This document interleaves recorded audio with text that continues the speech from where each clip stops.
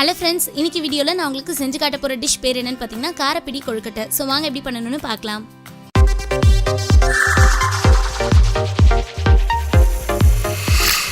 முதல்ல ஒரு பேனில் 2 ஸ்பூன் எண்ணெய் ஊற்றிக்கிறேன்.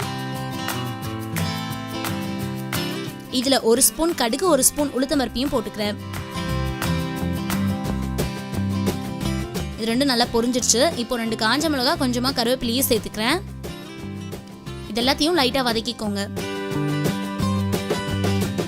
இப்போ இதில் நான் 1 கப் தண்ணி சேர்த்துக்க போகிறேன். தண்ணி நல்லா கொஞ்ச நேரம் கொதிக்கட்டும்.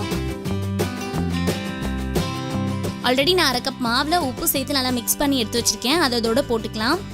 இது எல்லாத்தையும் ஒன்றா நல்லா மிக்ஸ் பண்ணுங்க. மிக்ஸ் பண்ணும்போது இந்த மாவு எல்லாமே கொஞ்சம் கட்டியாயிடும். ஸோ பார்த்து நல்லா மிக்ஸ் பண்ணிக்கோங்க.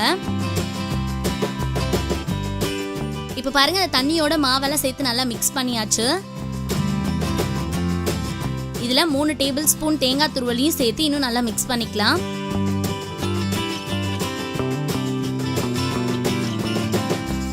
ஓகே, இப்போ கரெக்டான பதத்துக்கு மாவு ரெடி ஆயிடுச்சு. இந்த மாவு கொஞ்ச நேரம் சூடாக ஆற விடுங்க. இப்போ இந்த மாவு பார்த்தீங்கன்னா லைட்டாக சூடாக ஆறி இருக்கு. நான் என் கையில் கொஞ்சமாக எண்ணெய் தடவிருக்கேன். இப்போ இந்த ரெடி பண்ணி வச்சிருக்க மாவில் ஒரு உருண்டையாக எடுத்து நல்லா கொழுக்கட்டை மாதிரி பிடிச்சிக்கலாம்.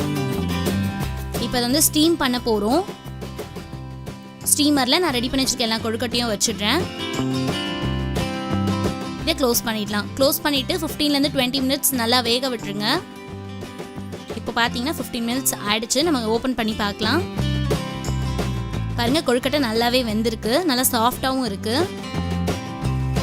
இதை ஒரு பவுலில் ட்ரான்ஸ்ஃபர் பண்ணிடுறேன்.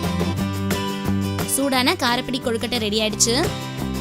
ஃப்ரெண்ட்ஸ், இந்த டிஷ் ரொம்ப சிம்பிளான ஒரு டிஷ் தான். இதை செய்யும்போது இது கூட கொஞ்சமாக கார சட்னி வச்சு சாப்பிட்டு பாருங்கள். ரொம்ப சூப்பராக இருக்கும். ஸோ இந்த வீடியோ நிறைய பேருக்கு மறக்காமல் ஷேர் பண்ணுங்கள். இந்த மாதிரி இன்னும் நிறைய ரெசிபீஸோட நெக்ஸ்ட் வீடியோவில் நான் உங்களை மீட் பண்ணுறேன்.